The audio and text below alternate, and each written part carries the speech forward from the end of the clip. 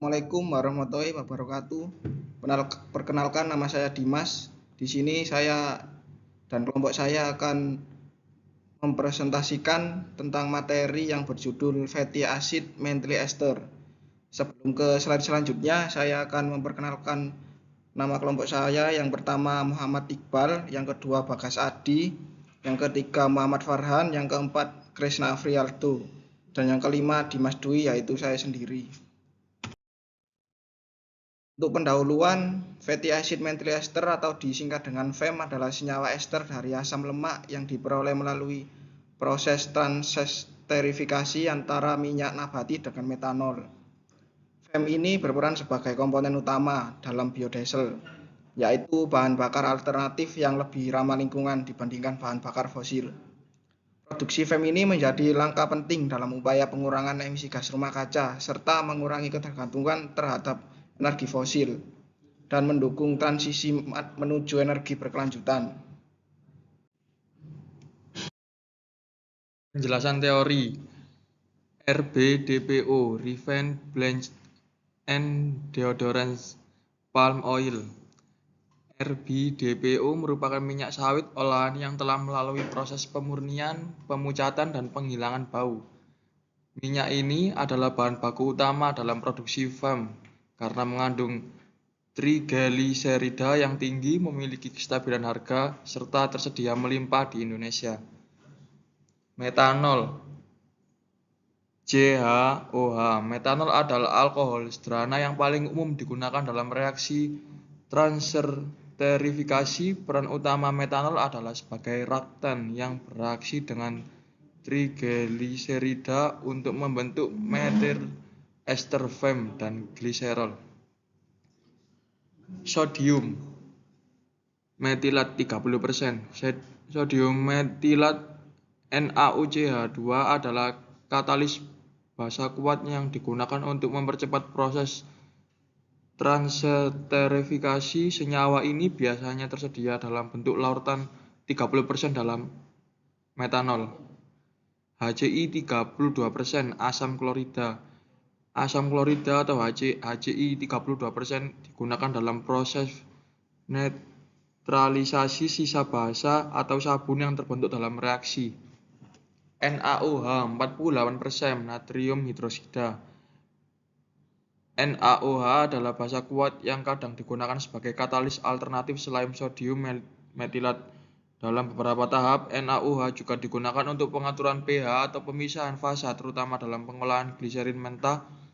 Konsentrasi tinggi 48% menunjukkan pengguna dalam bentuk larutan pekat. Fosforik asid H2PO2. Fosforik asid digunakan dalam proses pemurnian khususnya untuk mengikat logam berat atau menghilangkan senyawa pengotor tertentu dari minyak sebelum reaksi tersertifikasi dilakukan. FEM fatty acid methyl ester.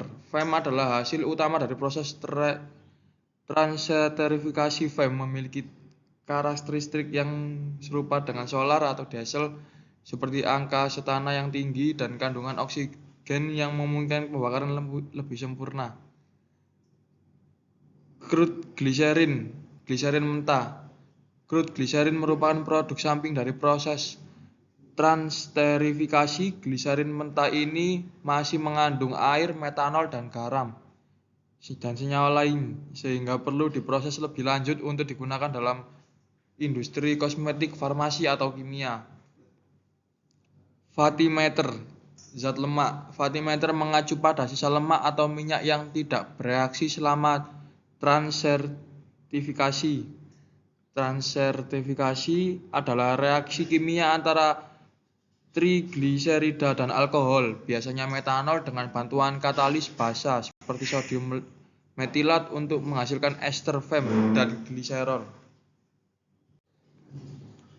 Nah, untuk selanjutnya yaitu pembahasan yang pertama pada proses pembuatan FAM ini, proses utamanya yaitu proses transesterifikasi, yang mana nantinya RBDPO dicampurkan dengan metanol serta sodium dengan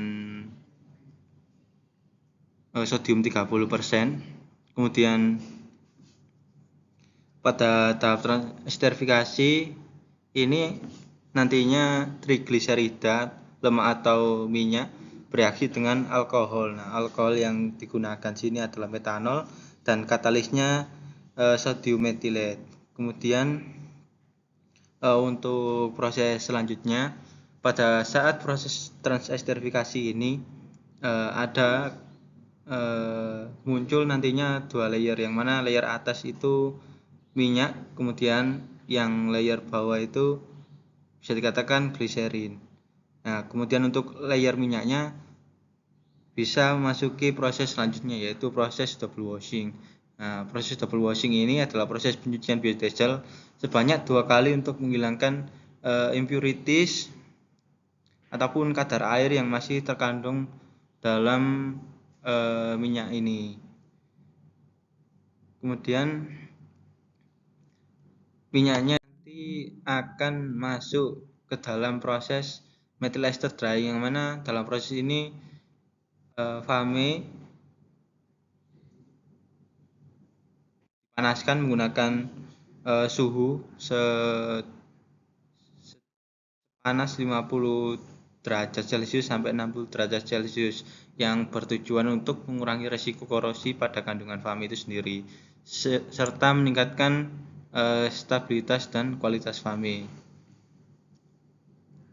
Kemudian setelah fame jadi, ada produk samping yang bisa dikatakan crude glycerin atau gliserin mentah.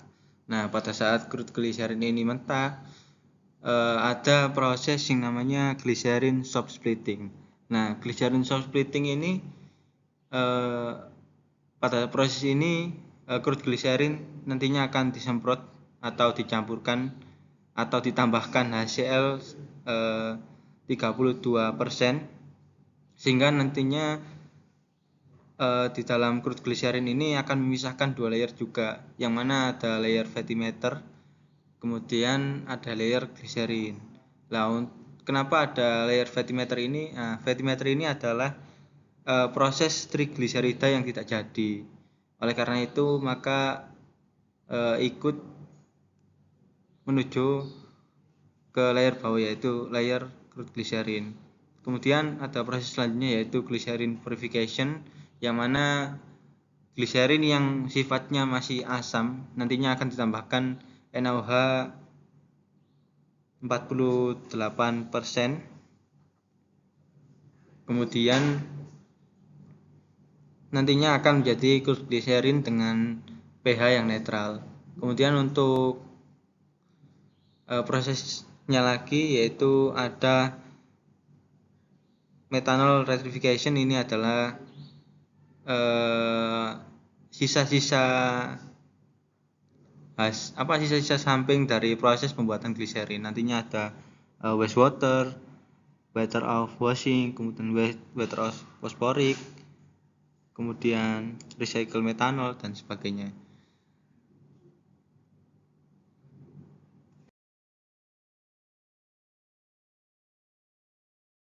Selanjutnya presentasi tujuan pembuatan fame akan dilanjutkan oleh teman saya.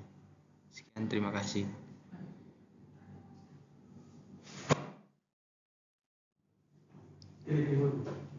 Baik, yang selanjutnya saya lanjutkan untuk tujuan pembuatan fame. Pertama, menghasilkan bahan bakar alternatif dari sumber terbarukan. Fame diproduksi dari minyak nabati atau lemak hewani, sehingga menjadi solusi energi dari sumber daya alam yang dapat diperbarui. Yang kedua, mengurangi emisi gas rumah kaca. Penggunaan fame sebagai biodiesel membantu menekan emisi karbon dioksida dan polutan lain yang berkontribusi pada perubahan iklim. Ketiga, mengurangi ketergantungan terhadap bahan bakar fosil dengan mengganti atau mencampur bahan bakar fosil menggunakan fame. Ketergantungan tersebut terhadap minyak bumi dapat dikurangi. Yang keempat, menyediakan solusi energi berkelanjutan dan ramah lingkungan. Fame merupakan bagian dari strategi global menuju transisi energi bersih yang berkelanjutan dan mendukung kelestarian lingkungan. Yang selanjutnya yaitu fungsi dari fame.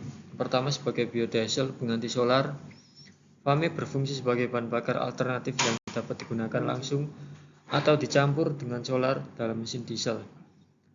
Yang kedua, bahan bakar untuk kendaraan bermesin diesel FAME, kompatibel dengan sebagian besar mesin diesel konvensional tanpa perlu modifikasi besar.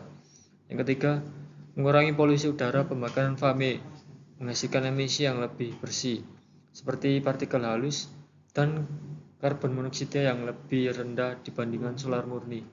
Yang terakhir, memiliki nilai ekonomi dalam berbagai industri. Selain untuk energi, FAME juga dimanfaatkan dalam industri kosmetik, farmasi, dan pelumas karena sifat kimianya yang stabil dan biodegradable. Baik, selanjutnya saya akan bahas tentang studi kasusnya. Produksi FEM di Indonesia berbasis RBDPO atau Refined Bleached Deodorized Palm Oil. Yang pertama adalah ketersediaan bahan baku tinggi. Indonesia merupakan produsen kelapa sawit terbesar di dunia, sehingga pasokan RBDPO sebagian bahan baku FEM sangat melimpah dan berkelanjutan. Dan yang kedua, diterapkan di berbagai industri biodiesel. Banyak perusahaan energi dan petrokimia di Indonesia telah mengembangkan pabrik biodiesel berbasis FEM dengan RBDPO sebagai bahan utamanya. Dan yang ketiga, menjadi solusi nasional untuk verifikasi energi FEM yang menjadi bagian penting dalam program B20, B30 dan seterusnya, yang bertujuan untuk mengurangi ketergantungan pada impor BBM dan memperkuat kemandirian energi. Dan yang terakhir adalah kesimpulan. FEM atau fatty acid methyl ester merupakan biodiesel yang diproduksi dari minyak nabati atau lemak hewani melalui proses transeterifikasi, yaitu reaksi antara trigliserida dan alkohol, atau biasanya disebut dengan metanol. Dan yang kedua, produksi FEM mendukung transisi menuju energi bersih karena menghasilkan emisi yang lebih rendah dibandingkan bahan bakar fosil serta berasal dari sumber daya terbarukan yang ramah lingkungan. Yang terakhir, FEM memiliki potensi besar untuk dikembangkan lebih lanjut di masa depan sebagai solusi alternatif energi, khususnya dalam upaya pengurangan emisi gas rumah kaca dan penguatan kemandirian energi nasional. Terima kasih, mungkin itu saja presentasi yang kita bawakan, kurang lebihnya mohon maaf. Wassalamualaikum warahmatullahi wabarakatuh.